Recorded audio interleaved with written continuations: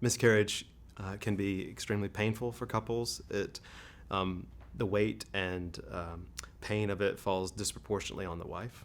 for obvious reasons. And so I think my first piece of encouragement would be to husbands to be there for their wives, to be there for them,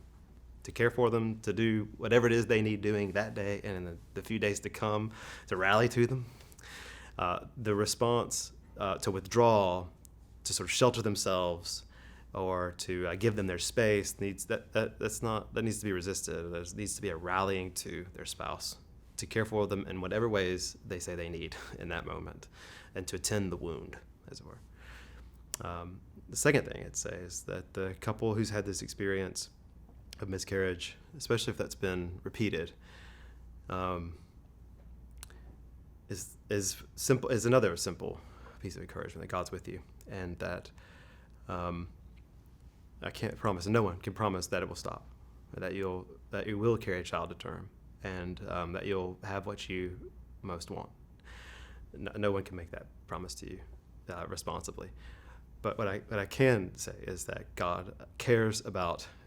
you and hasn't forsaken you, and that He wants you to participate in His mission, and that He sees your wound and cares for that wound, and He bears with us in our suffering. For the church and members of a church who have friends or family that have experienced miscarriage, particularly if that miscarriage has been repeated, that they've experienced several miscarriages over the years, I think the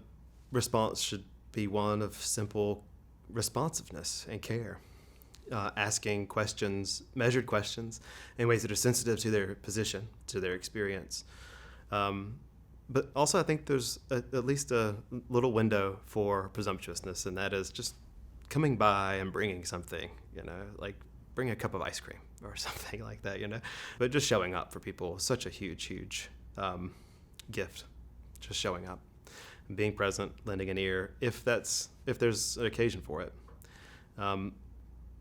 This is what it means to be the church, to be there in the hard parts and the sad parts, and we don't have to have an answer. We don't have to know what to say every time. A lot of the pastoral work, a lot of the work of care is looking someone in the eye and telling them that they're loved